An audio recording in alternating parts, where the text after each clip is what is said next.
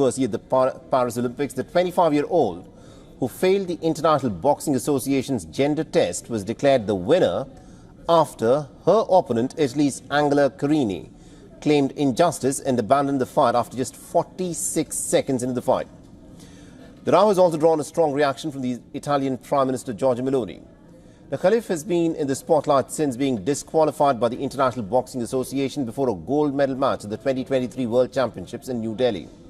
She was disqualified for failing to pass the gender eligibility test that stops athletes with XY chromosomes to compete in the women's event.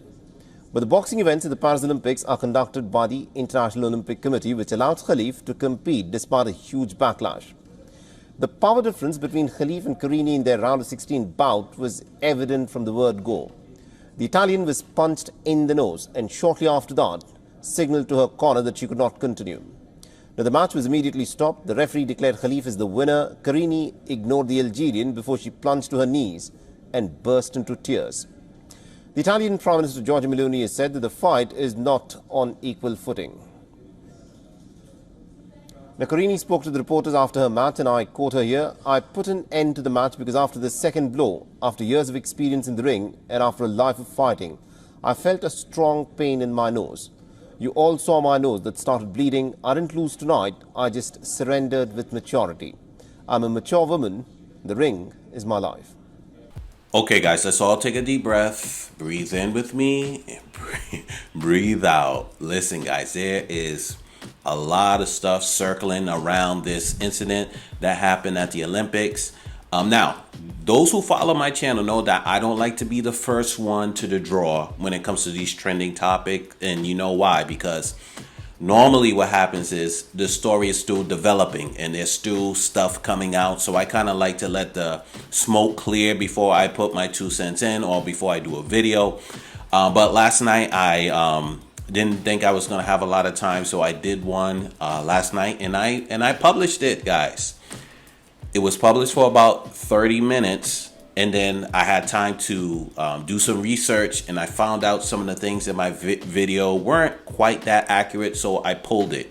Now, when I pulled it, the views were coming in, guys, but I could have just rolled with it because it wasn't that far off, and I could have got a lot of likes, probably even got some subscribers from that video. But if you know me, it's all about integrity.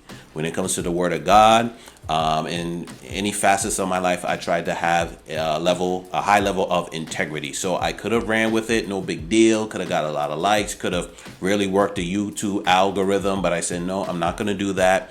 I've always stood on integrity. This channel stands on integrity, especially with the Word of God. So I said, you know what? Let's pull this and let's redo another video on this, because there are some things that I found out that I didn't put in that video. So with that said, there's quite a lot to unpack here. There's more than meets the eye. Now, everyone is calling this an injustice. Even Trump stated that when he is president, he will not allow men to participate in women's sports. Jake Paul came out with something. The question is that really what happened? Now, I'm not a biologist, but apparently Imani Khalif was born with the XY chromosomes, which is what males usually have. So the first thought is Imani's a transgender, but that's not the case. Imani was born a female at birth, but has a condition called DSD, difference of sex development. Now, all that means is that she has a high level of testosterone compared to other females. So let's first start here. She was born with this condition. This is very important to note. She did not have, to my knowledge, any hormonal treatment or testosterone treatment to make herself more dominant, again, from what I know.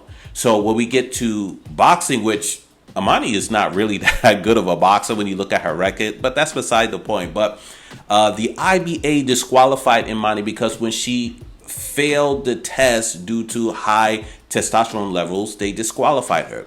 But the Olympic Committee uses a different set of rules and cleared Khalif to compete at the Paris Olympics. So in all actuality, it's not the boxer to blame here. She wasn't running from the test or tried to manipulate the test from what we know.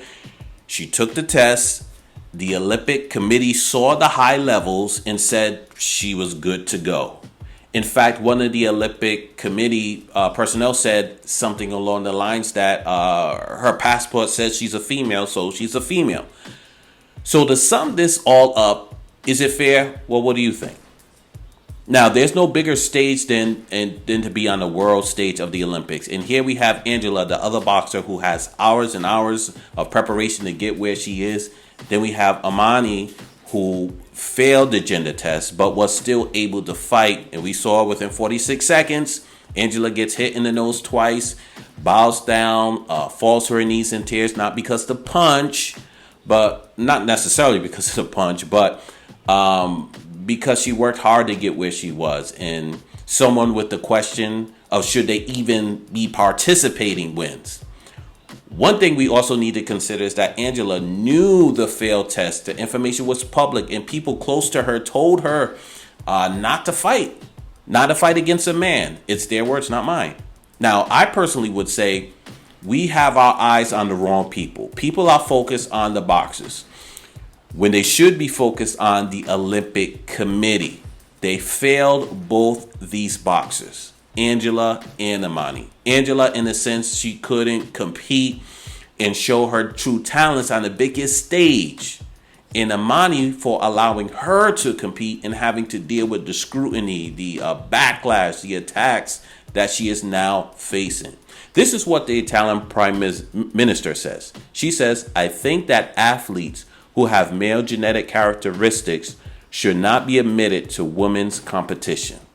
Not because we want to discriminate against anyone, but in order to protect the rights of female athletes to be able to compete on equal terms.